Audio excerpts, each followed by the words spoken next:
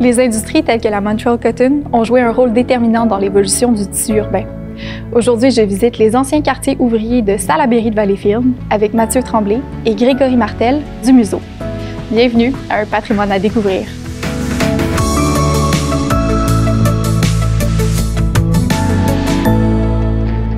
La période entre les années 1870 et 1900 correspond à une époque de développement spectaculaire pour la ville de Salaberry de Valleyfield. La Montreal Cotton, c'est la plus grosse industrie qui s'est établie ici en 1874-75. C'est elle qui a vraiment amorcé le développement industriel, le développement commercial. Elle s'est installée ici parce qu'il y avait une main-d'œuvre abondante, non spécialisée. Il y avait aussi le pouvoir hydraulique qu'on a juste à côté. Donc, le pouvoir hydraulique était important. De 1877, là, au commencement de sa production, jusqu'au début du 20e siècle, l'usine a grossi, ça a grossi, ça a grossi, puis c'est devenu la plus importante usine de transformation du coton, même au Canada. Valleyfield était une ville en devenant une ville industrielle très, très importante, une des plus importantes au Québec. Au tout début, c'était les premiers édifices de la Montreal Cotton étaient construits en pierre. C'est une pierre locale, une pierre calcaire qu'on retrouvait là, à proximité ici. Puis ça a été très, très marquant parce que les architectes de l'époque ont voulu faire une architecture vraiment industrielle qui s'inspirait du côté américain, ce qu'il y avait déjà là. Puis, il fallait quelque chose de vraiment solide avec, parce que les métiers à tisser, toute la machinerie qui se retrouvait sur les différents étages, c'était très lourd, ça faisait une vibration vraiment forte. Il reste quand même de cette pierre grise, même si les édifices industriels ont été démolis. Si on regarde le musée de Société des Deux-Rives, le Museau comme tel, l'école Galt aussi, on voit cette pierre locale qui était très belle. Située à côté du centre Valleyfield, l'ancienne centrale hydroélectrique, ou Powerhouse, est également un témoin des installations de la Montreal Cotton.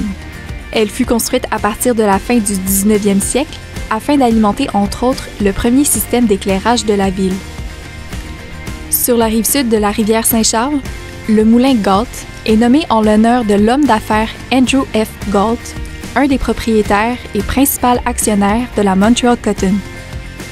Le sommet de l'ancien moulin Galt est remarquable par sa tour crénelée d'inspiration médiévale et ses jeux de briques. La cheminée, avec sa hauteur de plus de 200 pieds, était au moment de sa construction la plus haute du Dominion. En se développant, la coton, bien sûr, c'était un employeur très grand, mais ça l'a amené aussi plusieurs petites industries ou fournisseurs à venir s'établir autour pour créer une économie parallèle. Donc, les travailleurs, il fallait qu'ils se logent. Il y a eu des quartiers. Développé dès la mise en service des premières industries, le quartier Nord est l'un des plus vieux quartiers de la ville. Le quartier Nord, il est situé au nord de l'ancien canal de Beauharnois, donc d'où il tire son nom. C'est un quartier d'ouvriers de la compagnie. C'est un quartier de petites maisons, de maisons modestes, de différents styles, différents types. Afin de maximiser le nombre de lots, la largeur des rues a été réduite au minimum et l'espace a été subdivisé en petits lots.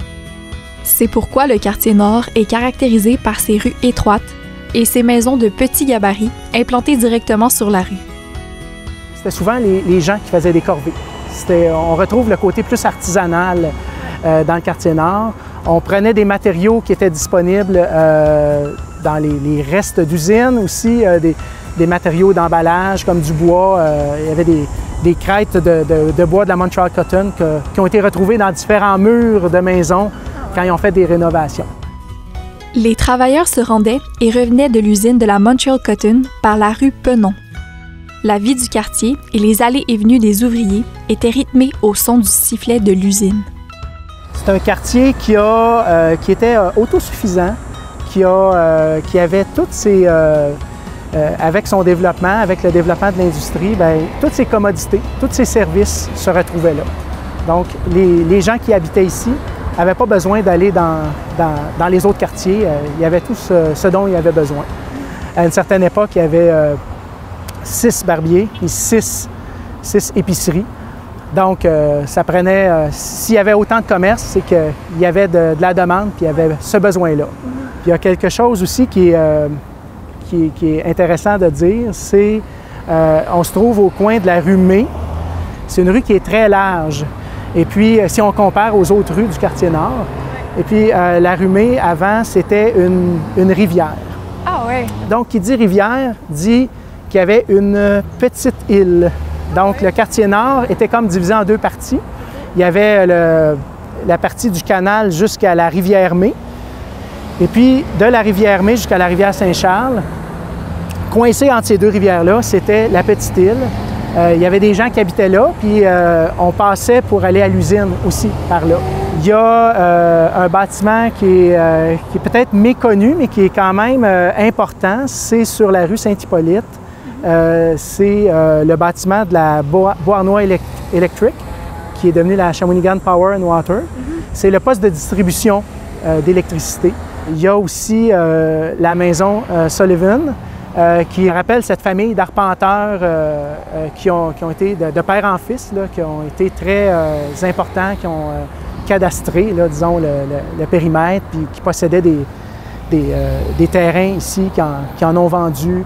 Mais le quartier Nord, c'est un quartier de solidarité, c'est un quartier de citoyens qui s'entraident.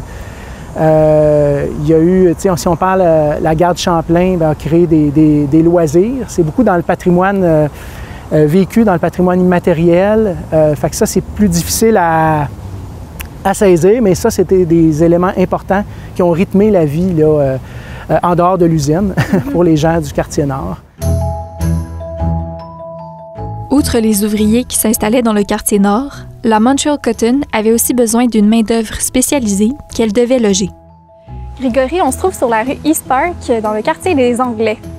Est-ce que tu pourrais m'aider à définir en fait quelles sont les limites de ce quartier?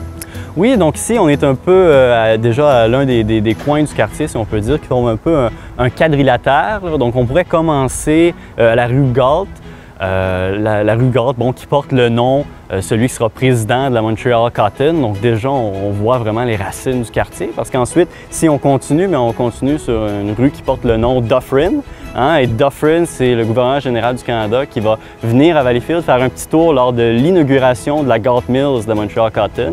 Hein, donc on reste vraiment dans la thématique anglaise et ouvrière. Et ensuite, on remonte par Whitaker. Whitaker va justement être lui-même un des gérants, un des patrons de l'usine. Je me répète, mais c'est vraiment la réalité. Et ensuite, Du Havre, qui portait anciennement un nom anglophone, Ward, et plutôt même Allen, qui étaient encore une fois des gérants de la Montreal Cotton. Donc, si on rassemble tous ces points-là ensemble, on forme le quadrilatère qui est vraiment le quartier des Anglais, le quartier des ouvriers spécialisés de la Montreal Cotton. Justement, ça m'a amené à demander en fait dans quel but exact ça a été développé ce quartier-ci. Donc, ça servait à 2 buts à peu près. Le premier, c'est vraiment de pouvoir loger près de l'usine ces ouvriers spécialisés-là et en leur donnant une opportunité d'être logés près de l'usine, d'avoir accès aux aménités là, de l'usine, donc avoir accès justement au Club Moco, qui était un club exclusif aux employés de l'usine, avoir accès à un magasin général qui allait tirer ses produits de ferme qui appartenaient à l'usine, donc des taux préférentiels. Donc, ça permettait d'aller recruter ces ouvriers-là, de leur faire un peu un pitch là, de vente, d'aller les chercher. On allait les chercher en Beauce, Saguenay, on allait les chercher même dans les îles britanniques. Donc, c'était une manière vraiment d'aller recruter ces employés-là et d'aller ensuite les placer dans un quartier qui appartenait à l'usine et qui était vraiment autonome. C'était un microcosme là, au sein de la ville de Valleyfield qui était vraiment autarcique, là, qui suffisait. Donc, les gens vivaient au sein du quartier. Il y avait un grand esprit communautaire. Véritable laboratoire urbain, ce secteur fut, selon certains, un des premiers quartiers de maisons de compagnie au Canada. On y compte une douzaine de modèles de maisons. Chacun d'entre eux comporte une architecture distinctive qui exprime la hiérarchisation professionnelle des employés qui l'habitaient à l'époque. Derrière nous, par exemple, on a les maisons en briques rangées. On reconnaîtra la même brique qui est utilisée dans la Galt Mills, la Montreal Cotton, donc la brique Dormstown. Tout est très entassé, tout est petit et tout est collé. Et vraiment, parce que les gens se rendaient au travail à pied à cause de la proximité, bien, on n'a pas besoin d'avoir des larges avenues pour, au début, des charrettes et par la suite des voitures, parce que justement, on avait seulement à accommoder des piétons. Donc, on retrouve ces petites ruelles-là avec des maisons collées. Et ça, c'est le détail là, que je pense est le plus particulier du quartier ici. Plus loin, on avait des demeures de contremaîtres. Donc ça va être des maisons, plusieurs étages de style victorien, encore une fois, donc d'inspiration britannique. Et ensuite, sur le coin des rues Maiden et Dufferin, on avait la maison du patron, qui était vraiment un gros manoir blanc. Malheureusement, un incendie l'a détruit au début du 21e siècle. Mais c'est ça, donc un gros manoir blanc qu'on appelait la Maison Blanche. Donc c'est ici qu'on retrouvait là, les plus grandes maisons, les maisons qui avaient le loyer le plus cher. Là. Donc imaginez, c'était 1 $ par semaine à l'époque, qui nous semble être pas grand-chose de nos jours, mais c'est vraiment seulement des ouvriers spécialisés qui pouvaient se permettre un domicile de ce type-là. Ça a appartenu jusqu'à quelle année, en fait, à Lamoco, ce quartier-ci? Donc, il n'y a pas vraiment d'année à laquelle tout a été vendu d'un coup. Ça s'est fait progressivement. C'est certain qu'il va y avoir des difficultés économiques avec la mondialisation qui vont commencer à apparaître vers les années 50, après la Deuxième Guerre mondiale. Donc, on va commencer à permettre à certaines personnes de s'acheter des domiciles au lieu que ce soit vraiment des locations dans les années 50. Et ensuite, ça va continuer à être vendu à différents intérêts privés dans les années 60 et avec la fermeture de la Montreal Cotton, ou du moins de la Galt Mills et de la Louise Mill dans les années 70. Mais là, tout va vraiment avoir été liquidé à des intérêts privés à ce moment-là.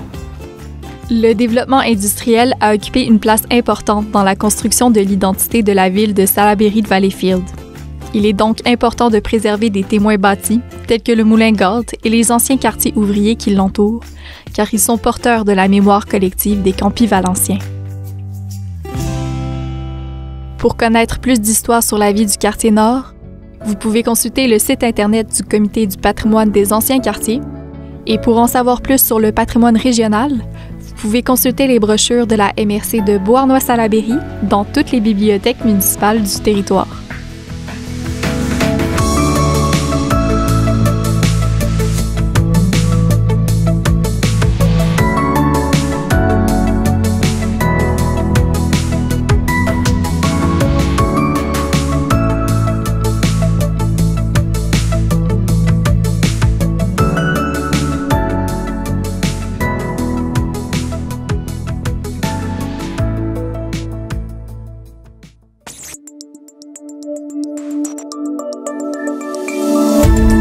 Cette émission d'Accès est appuyée par Cogeco et est rendue possible grâce à la collaboration de la communauté avec Nous TV.